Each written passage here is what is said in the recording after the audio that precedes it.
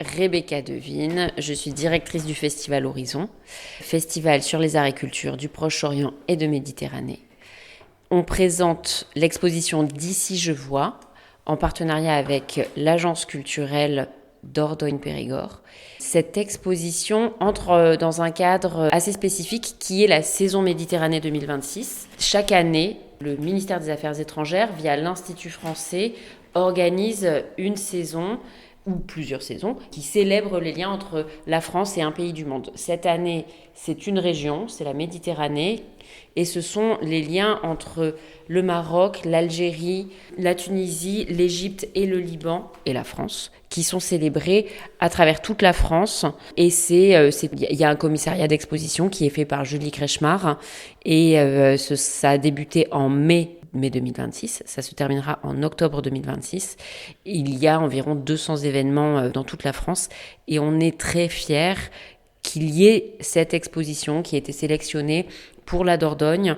Et la saison nous a identifié comme un temps fort parce qu'on était notamment en ruralité. Et là, le festival vient de démarrer avec l'inauguration de cette exposition qu'on va visiter ensemble avec mon collègue de Liberté FM. Donc, on va suivre cette visite guidée radiophonique. Rebecca.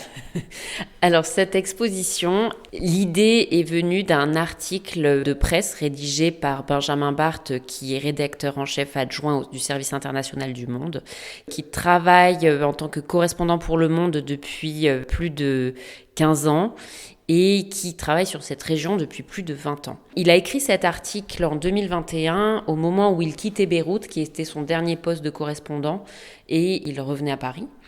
Et cet article, ce n'est pas un article de presse classique, puisqu'on n'est pas en train de donner des informations ou de couvrir un événement.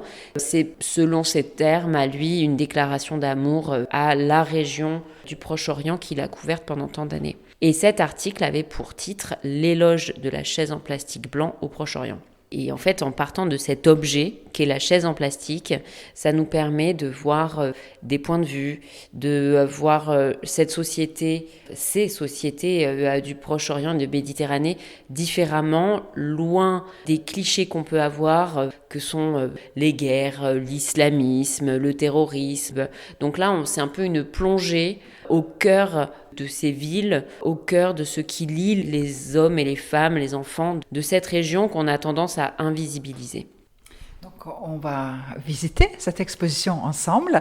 Donc, une chaise en plastique vide, c'est un symbole, mais ici, il y a les autres auteurs aussi qui exposent, qui montrent cet objet ou les autres objets, la vie dans ces territoires-là. Alors, l'exposition D'ici je vois rassemble 13 artistes, des photographes, des plasticiens, un artiste qui travaille sur les nouvelles technologies. C'est un travail qui fait appel à des artistes qui viennent vraiment de la région. Donc de la région, c'est-à-dire qu'il y a plusieurs pays. Liban, Palestine, Égypte, Syrie, Irak, principalement. Et c'est cet aspect régional dans le choix des artistes qui nous permet de traiter tous les différents aspects de cette chaise. Effectivement, tu parles de chaises vides. En fait, les chaises, elles ne sont jamais abandonnées. Il y a toujours une fonction.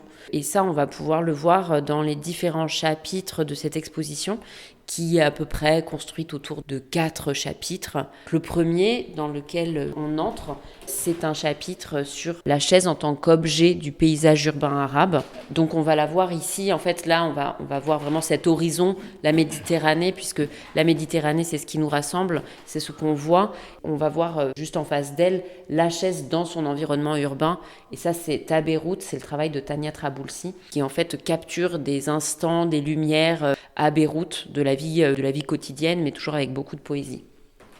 Vous avez ensuite des photos de Sama Beydoun, qui est également une artiste libanaise et qui documente des objets insignifiants, d'apparence insignifiante, et qui en fait des sujets artistiques. Et il se trouve qu'elle avait travaillé sur la chaise en plastique. Et cette chaise, en fait, on la retrouve dans le paysage urbain. Ici, par exemple, elle n'est pas vide, elle n'est pas abandonnée.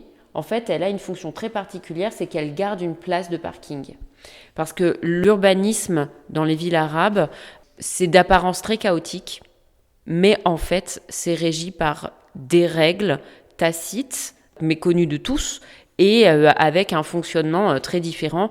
Mais il y a quand même des codes qui ne nous sont pas forcément accessibles quand on vient de l'extérieur, mais qui, pour les habitants de ces villes-là, est tout à fait naturel. Et la fonction de la chaise dans cet environnement est tout à fait connue, que ce soit à Beyrouth ou au Caire, on retrouve ces mêmes fonctions-là. On voit même, ça peut servir pour le travail au quotidien. Tout à fait. Après, c'est vraiment la chaise, on va la retrouver, ça, on pourra le retrouver dans l'article de Benjamin Barthes, où en fait, cette chaise, elle a vraiment de multiples usages. Et par exemple, on va trouver des concierges des immeubles. Donc c'est pour ça souvent on voit des chaises en plastique sur les trottoirs avec un homme, souvent un homme âgé, c'est le concierge. Et ce concierge, il peut aussi y avoir son pendant, comme l'appelle Benjamin Barthes, qui est celui qui va être dans les services de renseignement, parce qu'on est aussi dans des villes qui sont dans des pays avec des régimes autoritaires. Et en fait, la chaise, c'est aussi un moyen de contrôle social parce qu'on peut observer, enregistrer des allées, des venues, qui vient, pourquoi, pour rencontrer qui. Et ça, c'est quelque chose qu'on retrouve beaucoup, malheureusement, dans le monde arabe, du fait de ces gouvernements autoritaires. Est-ce que cette exposition nous permet de comprendre là où les raisons pour lesquelles la chaise est incontournable aujourd'hui dans le bassin méditerranéen ? On va explorer ça avec un chapitre qui est vraiment la chaise comme le cœur de la société. Parce qu'en fait, on se rend compte que cette chaise, elle est facilement déplaçable. C'est le monobloc, c'est léger, c'est pas cher. Et on peut se rassembler très facilement. Et dans les sociétés arabes, se rassembler, partager un café, n'importe où, sur le trottoir, sur la plage, constitue le cœur de cette hospitalité qui est une évidence pour tout le monde quand on met un pied sur cette rive de la Méditerranée. Donc cette chaise, elle a... Sans qu'on puisse vraiment le prouver, mais elle permet d'avoir des espaces de cohésion. Elle permet d'éviter les divisions, puisque c'est en parlant, en dialoguant, qu'on continue de faire société. Et ça, on va vraiment le voir avec 2 séries de photos sur Gaza. On peut s'avancer. Vous avez là une série de photos de Fatima Chbeir, qui est photojournaliste gazaoui qui a quitté Gaza pendant le génocide et qui est aujourd'hui exilée aux Émirats arabes unis. Et là, vous voyez très bien, donc par exemple, cette photo-là, on fête l'Aïd, c'est une célébration de l'Aïd, tout le monde est dehors et il y a ces chaises partout. Cette photo-là, c'est des habitants qui regardent une coupe de football, Coupe du monde de football, je ne sais plus quelle année.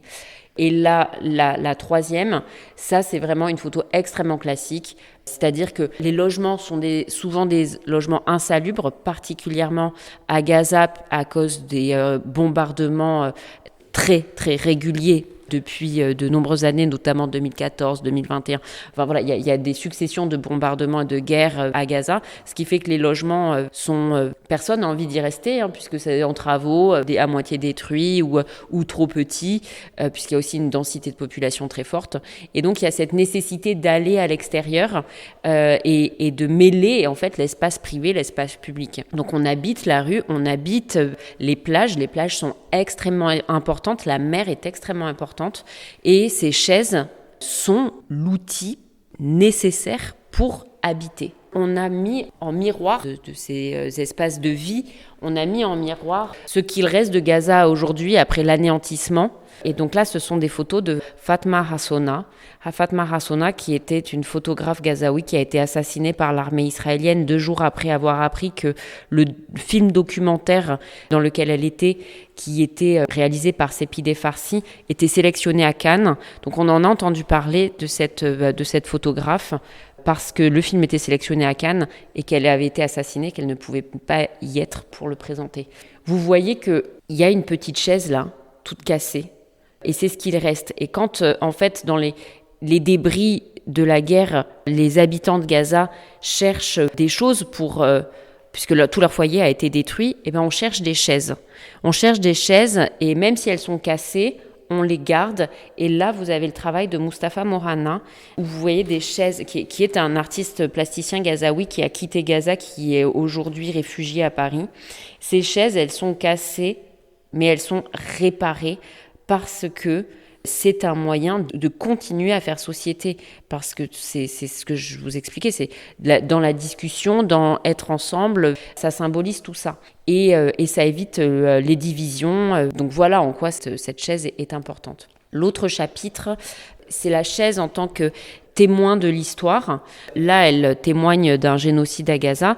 Là, elle témoigne du front de guerre, puisque la guerre est extrêmement... il y a énormément de fronts de guerre au Moyen-Orient, et depuis beaucoup trop d'années. Et on n'a pas voulu élucider le sujet, puisque c'est une réalité, mais on a voulu le montrer autrement. Donc ça, on est dans des villages à 10 km du front en Syrie, après la chute de Bachar al-Assad. Et ce sont des soldats qui sont dans la vie de tous les jours. Donc il y en a qui jouent aux échecs, ils nettoient leurs armes, ils discutent. Et on voit encore ces chaises à cet endroit. Voilà pour essayer de vous répondre un petit peu sur pourquoi elle est si importante.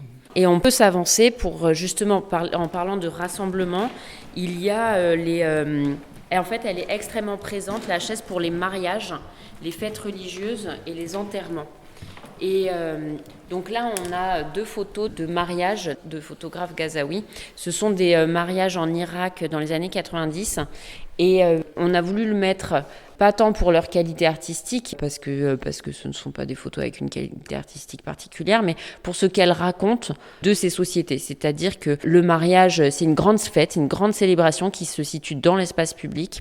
Et c'est également le contrôle social. Et on a voulu montrer cette photo qui est dingue avec Saddam Hussein, parce qu'en fait, ce sont des mariages de masse en Irak où il y a 10, 15 mariés qui se font marier en fait sous l'œil de Saddam Hussein. Donc là, c'est un portrait de Saddam Hussein qui regarde ça. Ce sont des mariages qui sont célébrés en groupe. Et ça raconte quelque chose de cette ambivalence que peut être le mariage et les rassemblements. C'est-à-dire que dès qu'il y a rassemblement dans une société autoritaire, c'est potentiellement un danger, puisque le rassemblement peut être subversif. Voilà, il y a eu des révolutions en 2011, et ça, c'est pour ça aussi qu'il n'y a pas d'espace public pensé dans l'urbanisme, parce qu'il y a une peur de la révolte, en fait. Vous mettez le portrait d'un dictateur dans cette exposition, mais comment ces chaises en plastique, qui peuvent représenter la société occidentale, donc la société du mal, du diable, est-elle perçue par ces gens-là qui gouvernent? Alors, je ne pense pas que les gouvernants arabes aient une idée de ce que peut être la chaise en plastique, puisque c'est une chaise... Vraiment, c'est la chaise du peuple, c'est la chaise pas chère. Vous voyez que pour le coup, sur le portrait de Saddam Hussein, il n'est pas sur une chaise en plastique, lui. Il est dans un fauteuil extrêmement avec beaucoup de fioritures, donc c'est pas peut-être un or. Hein, voilà, c'est pas. Je pense qu'il y a même un impensé complet de ce que peut être la chaise en plastique, puisque il ne la voit pas.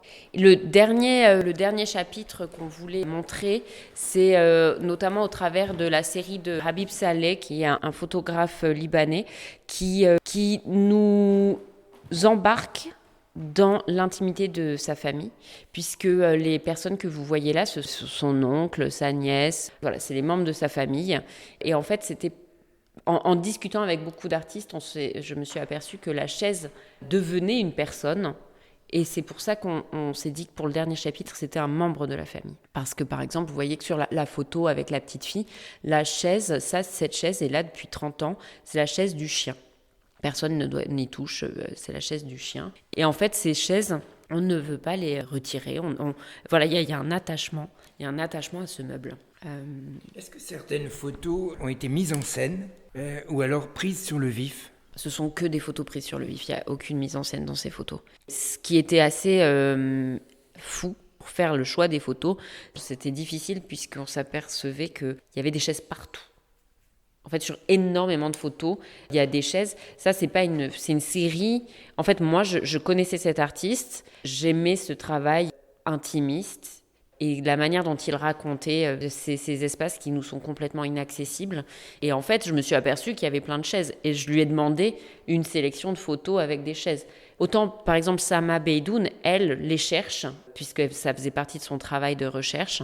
Mais pour la plupart, ce sont vraiment des hasards. Mais c'est parce qu'elle est tellement partout que c'était possible de faire cette sélection. Et on termine avec les images futuristes. On peut imaginer plein de choses. Voilà, alors on termine pas tout à fait parce qu'il y a un espace immersif qui a été produit par Ahmed El-Shaher, qui est un artiste égyptien qui nous embarque dans un espace, mais que là vous ne verrez pas puisqu'il n'est pas encore en route, et il personnifie encore plus loin la chaise en plastique. Mais sur ces photos, c'est Samir Al-Doumi, qui est un photographe syrien qui en fait a pris ces photos après la chute de Bachar al-Assad, et effectivement c'est l'idée que tout est possible sans qu'on sache si c'est avec de l'espoir donc c'est pour ça qu'il y a cette lumière où on ne sait pas trop si c'est un coucher de soleil, un lever de soleil, mais c'était ce besoin d'ouvrir les possibles, oui. Merci pour cette visite guidée, radiophonique. En même temps, le festival propose les autres manifestations et vous avez un défi énorme parce qu'aujourd'hui, on attend les choses qui nous horrifient, qui nous attristent dans les informations. Mais vous, avec votre festival, vous aidez à nous ouvrir le regard différemment et connaître ces gens qui vivent sur les territoires malgré le conflit. Oui, le festival a pour ambition de montrer cette région autrement. On va mobiliser le cerveau pour comprendre un petit peu ce qui se passe, ou comprendre comment on peut encore rester engagé, comment on peut encore résister et espérer. Et on va également ouvrir nos cœurs avec des artistes, notamment des femmes qui ont des voix très différentes, mais des voix très importantes à entendre et qui peuvent juste nous mettre en communion avec elles. C'est volontaire que c'est les femmes? Oui. Il y a un penchant naturel vers ça, mais c'est vrai que c'est souvent des femmes que je programme, effectivement. La manière dont on a des émotions fortes en écoutant ces musiques qui viennent d'Orient. Merci. Merci.